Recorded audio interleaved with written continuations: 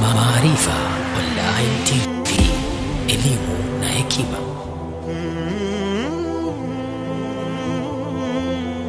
Assalamu alaikum wa rahmatullahi wa barakatuhu.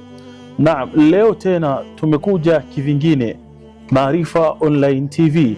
Tumekuja na kipindi chetu special ambacho hutatuona mara moja tu, bali utatuona mara nyingine na nyingine na nyingine, ili tupate kukuelimisha, ili tupate kukufunza mengi na mengi, yale ambayo wenyewe una shaka ndani yake, yale ambayo huyajui kupitia dini yako.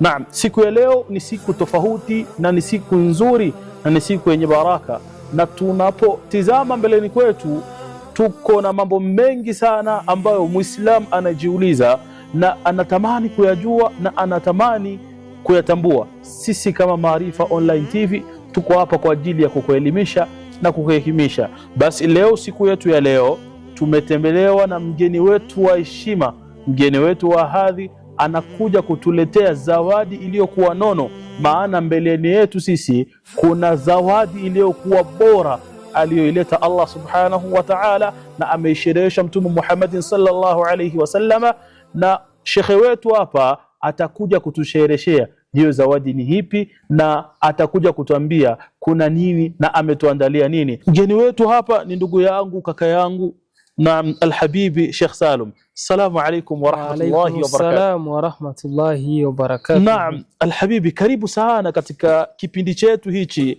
katika TV yetu hii Maarifa Online TV, elimu na hekima. Naam, alhabibi, kama jinsi nilivyotanguliza uko mbeleni kuzungumzia kwamba uko mbeleni kuna zawadi na kuna kitu special ambacho ni bora Allah subhanahu wa ta'ala katuandalia. Naam, shekhe wangu, nilikuwa nataka kuuliza, je, kuna zawadi gani uko mbeleni ambayo mtazamaji na mimi muulizaji tunatamani kujua kwako? Huyo mgeni ni nani na kuna zawadi gani aliyoandaa Allah subhanahu wa ta'ala uko mbeleni na alizungumzia Mtume sallallahu alayhi wasallama, na kuna faida gani huko za kiimani? Yote tutatushereheshea. Ni mgeni gani alhabibi? Fala tafadhal. Alhamdulillahi rabbil alamin, wassalatu wassalamu ala rasulillahi sallallahu alayhi wasallam. Kwa majina kama gisi ndugu yangu kaka Yusuf, Sheikh Yusuf alivyo mtaja hapo, Salim, ama kwa nyingine maarufu zaidi ni Abu Hiba, na wengine wanapenda kuniita Adam. Na alhamdulillah, kwa mgeni ambaye tuliye naye, ambaye yupo mlangoni na amekwisha bisha hodi, inabidi sisi tumfungulie, naye si mwingine bali ni mwezi mtukufu wa Dhulhijja. Na Dhulhijja hiyo imo ndani mambo matatu. Jambo la kwanza ni funga za siku 9, na jambo la tatu ni kwa wale ambao Allah subhanahu wa ta'ala amewajaalia kuwapatia nafasi ya kwenda Makka, huko kwenda kutekeleza ibada khasa, ikiwa ni nguzo miongoni mwa nguzo za Uislamu, ibada ya hija. Jambo la tatu ni kuchinja kwa wale ambao Allah subhanahu wa ta'ala amewajaalia uwezo wa kuchinja ndani ya hizo siku 3, kwa yule ambaye atakayebahatika kuchinja siku ya kwanza, alhamdulillah, ama yule atakayechelewesha siku ya pili, siku ya 3, alimuhimu siku zile 3 zisije zikampita kabla hajachinja, ilhali amenuia kuchinja ndani ya hizo siku.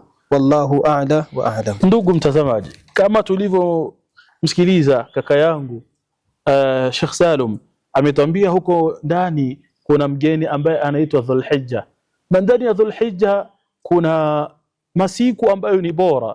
Amezungumzia hapa na siku 9, siku 10 ndani yake humo ni bora sana. Lakini shekhe wangu Sheikh Salum, naam, swali naweza nikapenda kuuliza, labda mtazamaji akawa anajiuliza, labda likawa linasumbua baadhi ya watu.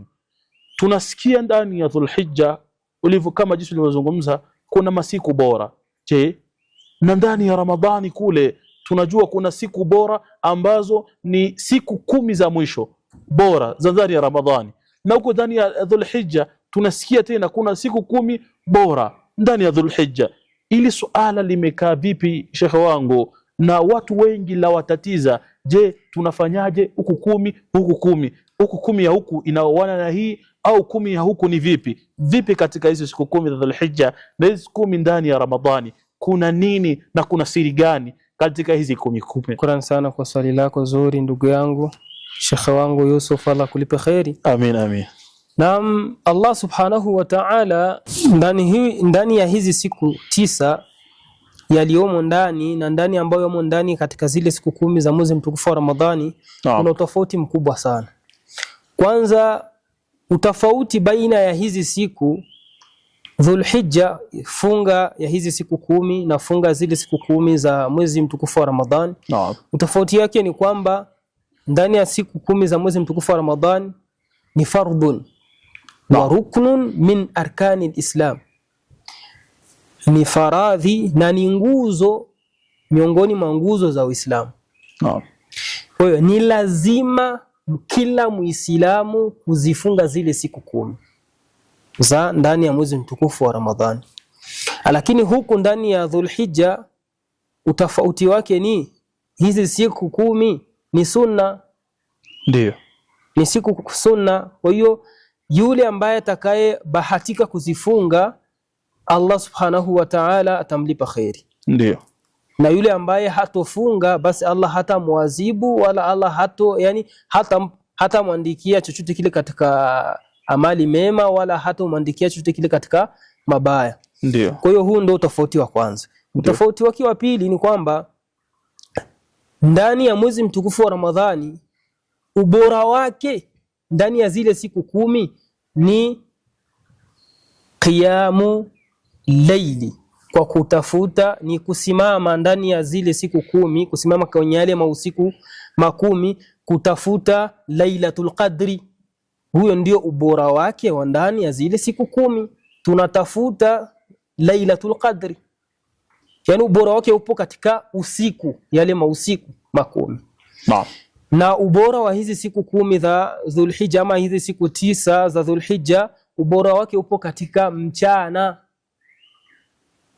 Naam. Kwa maana Arafa Waislamu wanasimama ni mchana kwa kuitafuta fadhila na ubora wa ndani ya siku hile ya yaumul Arafa, kuitekeleza hija yenyewe, kwa sababu na inatekelezeka mchana si usiku. Yaumul Arafa inasimamika ni mchana si usiku. Kwa hiyo fadhila zake zinapatikana mchana wala si usiku. Ndio. Kwa hiyo ubora wa hizi siku upo mchana na ubora wa zile siku 10 za mwezi mtukufu wa Ramadhani zipo usiku. Hii ni utofauti na mbali mbili ambao unatofautisha haya masiku 10 ya Dhulhijja na masiku 10 ya mwezi mtukufu wa Ramadhani kwa kuitafuta Lailatul Qadri. Allah akulipe kila la khairi. Allahumma. Tumefaidika, tumejua kwamba kuna utofauti ndani ya masiku 10 ya Ramadhani na masiku 10 ya Dhulhijja, lakini bado kuna yale ambayo yanayopatikana utamu na ladha ndani ya Dhulhijja. Je, Sheikh wangu alhabibi, hizi siku 10 za Dhulhijja ni zipi fadhila zake? Muislamu anaweza kujiuliza, nishajua sawa usiku wa Ramadhani za mwishoni ni bora, mchana wa Dhulhijja ni bora, ipi fadhila mpaka iboreshwe hivi? Tungepata faida, tutambue, ili Muislamu asighafilike. Alhabibi, alhamdulillah, Mtume wetu Muhammad sallallahu alaihi wasallam ametujuza na kutuambia kwamba ma min ayami al-amalu salihu fiha ahabbun ila Allah min hadhihi al-ayyam, hakuna siku ambazo zinampendeza Allah subhanahu wa ta'ala endapo mja atazitenda ndani yake amali njema kama hizi siku 10, hizi siku 9. Yani Allah subhanahu wa ta'ala anapendezwa na mja yule ambaye atakayetenda amali njema katika hizi siku za Dhulhijja. Naam. Masahaba wakamwambia, qalu, naam, ya Rasulullah, ya mjumbe wa Allah, ya mtume wa Allah subhanahu wa ta'ala, naam, wala aljihadu fi sabilillah, hata jihadi Subhanallah, hata jihad La ilaha. Mtume akawajibu na kuambia kwamba wala aljihadu fi sabilillah illa rajulun kharaja binafsihi wa malihi falam yarji min dhalika shay, isipokuwa mtu ambaye atakayetoka kwenda jihadi na mali zake, sio yeye peke yake, atakayetoka kwenda jihadi yeye na mali zake, kisha hakurejea yeye wala mali zake, huyo ndiye mtu pekee ambaye ni bora ama amali hizo ni bora kuliko yule mtu atakayefunga, atakayetenda mema kwenye haya masiku 10, haya masiku 9 na kufunga ndani yake. Subhanallah. Unasikia hubo, hata mtu atakayetoka jihadi, hii ni fadhila kubwa sana mno kabisa, kwa sababu moja wapo Muislamu anafunga na Rasulullah sallallahu alayhi wasallam amekwisha kutuambia kwamba saumu ni ya Allah.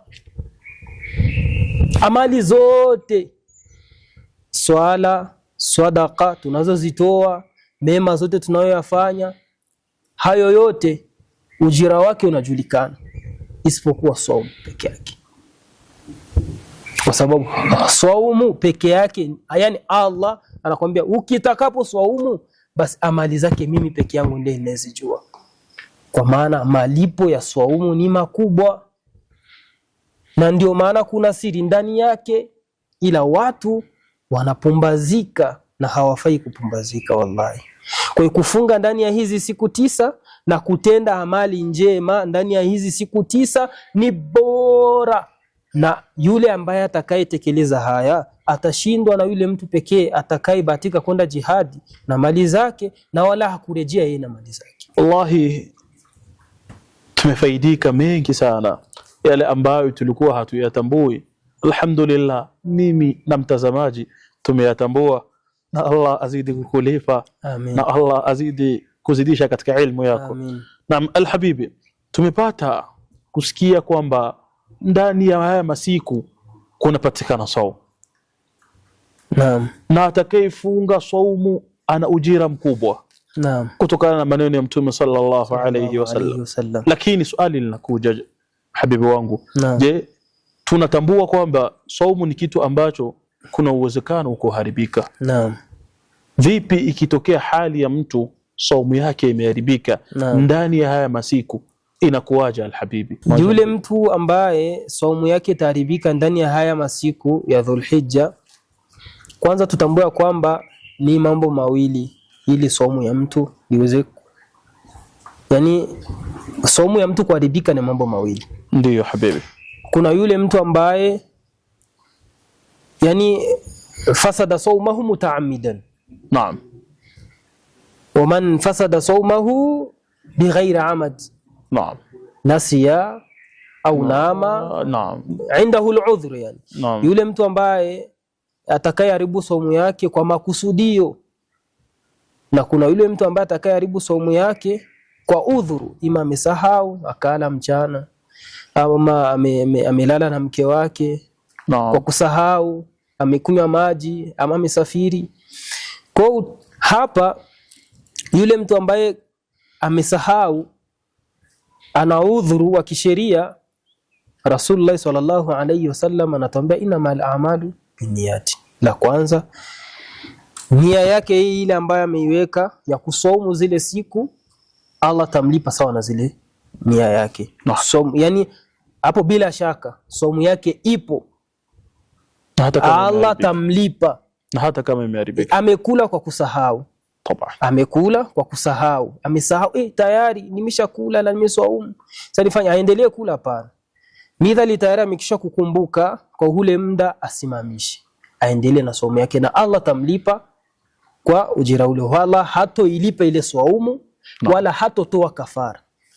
La kwanza. La pili, yule mtu ambaye karibu saumu yake kwa kutaka, je, atatoa kafara?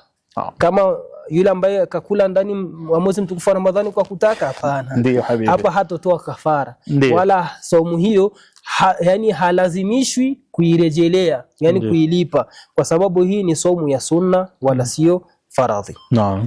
Yule mtu ambaye atakaye haribu saumu yake kwa makusudio, kwa kukusudia, hana dhambi wala hana makosa yoyote ile, isipokuwa amepoteza ujira mkubwa sana ma'al ithmi, yani ana makosa, lakini sio yale makosa labda kusema kwamba itamlazimu yeye kutoa kafara wala itamlazimu yeye kurejelea ile saumu, tofauti na Ramadhani. Naam. Wallahi elimu ni bahari. Naam. Wallahi baadhi, na mimi nikiwemo ndani yake, kuna baadhi ya mambo nayasikia na nafaidika. Nadhani mtazamaji wa Maarifa Online TV, elimu na hekima, nawe pia unafaidika, na ndiyo lengo letu kukufaidisha na upate elimu na hekima na ujue yale ambayo aliyoleta Mtume sallallahu alaihi wasallama na aliyosherehesha Mungu wako. Tunaendelea pale ambapo tulipokuwepo kuhusikana na hizi siku 10. Alhabibi, tumezungumzia ubora tofauti yake na Ramadhani, zile 10 za mwisho. Tumezungumzia kwa yule atakaye haribu saumu yake. Tukazungumzia mambo mengi sana. Je, swali linakuja, kuna kitu ambacho kinachopatikana ndani ya Dhulhijja ambacho, na ndio watu wengi sana tunashughulika nacho ndani ya Dhulhijja na tunakifikiria sana, na kitu chenyewe ni suala la kuchinja. Mashaallah. Ili suala la kuchinja, je, hukumu ya mtu ambaye hatochinja ilhali ana uwezo ipoje? Na suala la kuchinja ni vipi, shehe wangu? Maana mtu anaweza akasema kuchinja ni aje? Sasa nachinjaje? Je, naweza nikachinja kuku au nikachinja bata au nikachinjaje au nachinja nini na mimi nina uwezo alafu sichinji kwa makusudi na uwezo? Je, inakuwaje alhabib? Allah na mtume wake ndio wajuzi zaidi. Lakini mtume wetu Muhammad sallallahu alayhi wasallam ameweza kusema kwamba idha dakhala al-ashru wa arada ahadukum an yudhiya fala yamassa min sha'rihi wa basharihi shay'an, rawahu Muslim. Mtume wetu Muhammad sallallahu alayhi wasallam ameweza kutujuza kwamba zitakapoingia hizi siku 10, basi na mtu mmoja wenu akahitaji kuchinja, kwanza asikati nywele wala kucha wala sigusi chochote kile katika mwili wake. Yani kama alikuwa hajajisafisha mahali husika, yani hafai tena kujisafisha. Kama alikuwa hajakata kucha hafai kukata, kama alikuwa hajatoa nywele kichwani hafai kutoa nywele tena kichwani.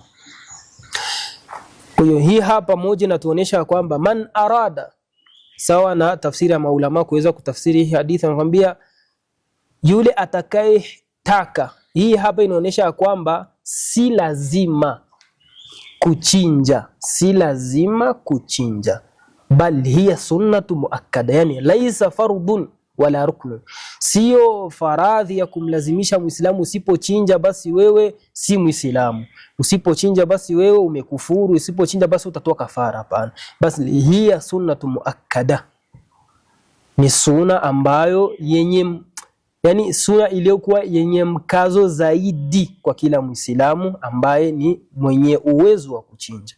Endapo asipochinja Muislamu, basi amefanya makosa, amefanya makosa katika Uislamu, amekhalifu, yani hajamfuata mtume wake Muhammad sallallahu alayhi wasallama. Sasa hapa tunatizama mambo mawili. Kuna yule mtu ambaye kaacha kwa kiburi, nichinje vitu gani? Atakaposema vibaya, basi ingawa ni kuchinja, anaweza kujikuta ametoka ndani ya Uislamu. Ndio. Ila endapo ataacha kuchinja kwa kughafi, yani kwa kuzembea ama kwa ubakhili, nichinje niguse kwenye pesa zangu, ila hajatamka neno lolote lile vibaya, basi fa hukmuhu inda Allah. Lakini yani hajafanya kosa kusema kwamba itatoa kafara wala kumtoa ndani ya Uislamu. Hii sunna muakkada, kuchinja ni sunna yenye mkazo zaidi ndani ya Uislamu. Hilo ni la kwanza. Ama la pili, kusikana na yule Muislamu ambaye ana uwezo wa kuchinja akaghafilika katika zile siku, akaja kukumbuka siku tayari zimekwisha kumpita, amekumbuka siku ya 8, siku ya 9, sheria vipi? Inamlazimu kuchinja au la? Naam. Hapa tunajiuliza mimi na wewe, sheria inamlazimu kuchinja au la?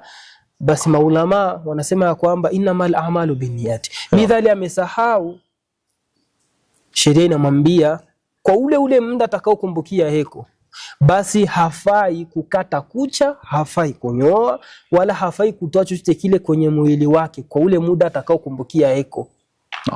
Anaweka nia na siku ile itakapofikia siku ya Eid anachinja. Hii ni hali nambari 2. Namba 3, kwa Muislamu ambaye hana uwezo, sheria haijamlazimisha kuchinja. Naam. Je, imefikia kwenye zile siku 10, siku 2-3, Allah amempatia uwezo akanuia kuchinja, achinja ama sichinji? Sheria inamruhusu kuchinja. Ama hali namba mwisho ni ile mtu unakuta labda ana kichinjwa chake, imefika ile siku ya Eid, hakunuia kuchinja na yana kichinjwa chake. Je, sheria inamwambia vipi? Sheria haimlazimishi kuchinja, ila endapo atakaposema hiki kichinjo ambacho mimi nilikuwa niko nacho, mbuzi yangu, acha niichinje kwa manuizi ya kuchinja siku hii ya Eid al-Udhiya, basi na yeye anapata thawabu kama za yule ambaye amenuia mwanzo.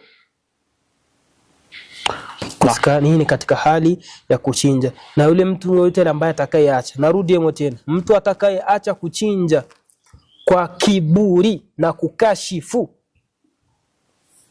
hapo amekusha kukhalifu sharia na huenda katoka ndani ya Uislamu kwa sababu ya kauli chafu. Kwa hiyo endapo unafikishiwa jambo lolote lile la kwenye Uislamu, usilizarau wala usitupi maneno machafu. Hapana.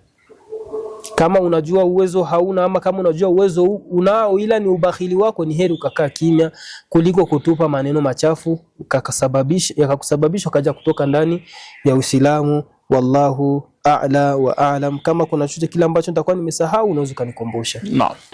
Wallahi maneno yako tumefaidika sana na watazamaji wanafaidika pia, na maadama ni Maarifa Online TV, tupo kwa ajili ya elimu. Wallahi unatuelimisha, na sitachoka kusema Allah azidi kubariki ilmu yako, na Allah azidi kukupa mengi na mengi. Amin. Na kuna kaswali kidogo nilipitisha chini hapo. Sasa katika uchinjaji, je, ni vipi ni vichinjwa vipi waruhusiwa kuchinja? Je, kuku au bata? Mashaallah, swali lako lizuri. Mtume Muhammad sallallahu alaihi wasallam ameweza kuashiria vichinjwa ambavyo vinafaa kuchinjwa vyenye miguu minne. Sasa tuna sungura na miguu minne? Hapana, sungura hayumo. Naam. Naanzia kwenye mbuzi, kondoo, ng'ombe, ngamia. Naam. Peke yake. Mwingine anaweza kusema farasi nayo vipi kusikana na farasi? Hapana, farasi hairuhusiwi. Naam. Kwa sababu farasi si katika minyama ambayo inaeliwa na sisi, ambayo tumewekewa sheria, kwa sababu sheria imetuwekea haddi ya minyama ambayo tunafaa kula ama kuchinja, na mingine ambayo ni hatufai kabisa, nyingine tumeharamishiwa ila al-abad, masail kama hayo. Kwa hiyo kuku hafahamu tu Uislamu, ana kuku na bata, hivyo achinje tu kwa kujiburudisha, kusherekea tu siku ile ya enjoy, mashaallah, weke ndani ya ubaba wake, lakini si eti hiyo haingii katika vichinjwa hasa ambavyo sheria imetuamrisha kuchinja, isipokuwa ni mbuzi, ngamia, kondoo. Alhabibi, hapo kwenye vichinjwa, naam, unaweza ukatuambia sifa ya vichinjwa gani? Tumeshajua ni vichinjwa aina 4: mbuzi, kondoo, ngamia pamoja na ng'ombe. Je, sifa za hao, au ni yupi anaweza akawa ng'ombe? Ni ng'ombe yoyote tunafaa kuchinja? La. Au mbuzi yoyote anafaa kuchinjwa? La. Au ni ngamia yote anafaa kuchinjwa? Je, au kuna kitu ambacho sheria ilitupangia katika vichinjwa? Au tu maadama mimi na ng'ombe, namchukua ile ng'ombe na mchinja, au maadama nina pesa ya kumnunua ng'ombe ama mbuzi, nanunua mbuzi na mchinja. Je, hakuna sifa au vielelezo kusikana na hivi vichinja alhabibi? Sifa za mnyama huwa anayefaa kuchinjwa, kwanza hafai kuwa mgonjwa. Naam. Hafai kuwa mgonjwa, hafai kuwa na jeraha lolote lile katika mwili wake. Naam. Hafai kuwa mguu mmoja umevunjika. Naam. Mkia sijui haupo, sikio moja sijui halipo, sijui pembe moja halipo. Naam. Yaani anafaa kuwa ameeneza. Awe na mapembe yawe madogo sawa, awe na mapembe yawe makubwa, yote yamekamilika sawa, masikio yote madogo yamekamilika sawa. Naam. Asiwe ni yule ambaye mbuzi wangu naumwa achani hapana, la. Sheria inakwambia chinja kile kichinjo ambacho ni bora zaidi, yani kile chenye kumeremeta. Naam. Kisiwe na maradhi wala kisiwe na jeraha lolote lile kwenye mwili wake. Naam, shukran alhabibi, wallahi tunafaidika sana.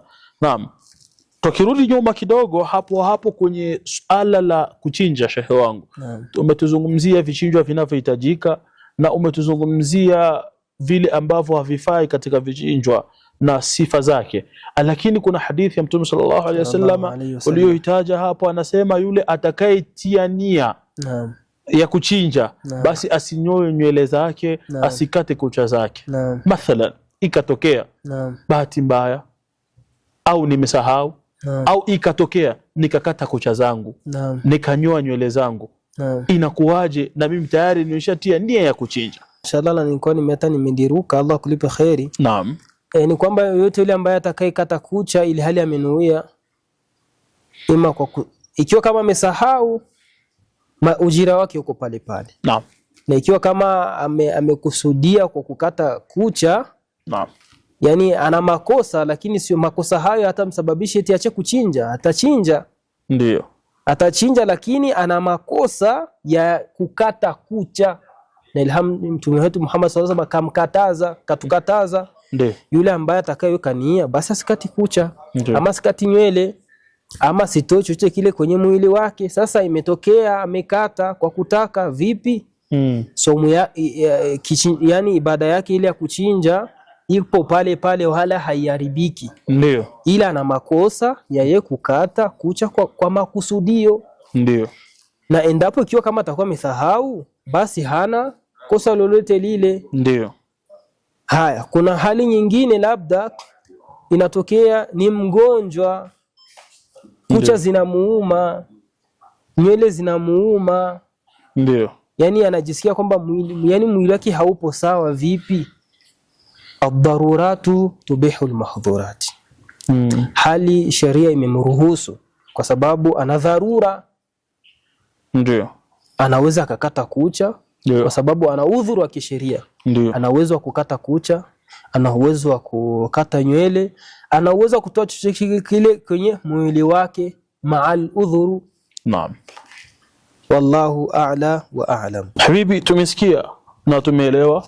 Kwa yule ambaye atakayekuwa ametia nia ya kuchinja, basi ajitahidi sana kusikana na nywele zake na kucha zake. Na atakaposikata basi atakuwa amefanya makosa, na akifanya kwa kiburi atakuwa amepinga shariati Muhammadia, na inaweza kumpelekea matatizo mbele ya Allah subhanahu wa ta'ala. Naam, huko hapo kwenye kuchinja, shekhe wangu, je, nia inafaa wakati gani? Kwa sababu tunajua Mtume sallallahu alaihi wasallam katika hadithi ya Umar ibn al-Khattab anatuambia innamal a'malu binniyat. Naam.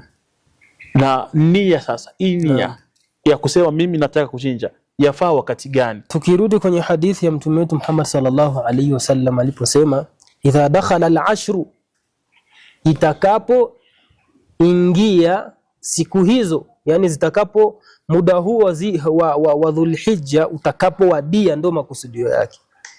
Wa arada ahadukum an yudhiya, na mmoja wenu atakapohitajia kuchinja, yani hiyo ni kabla ya zile siku.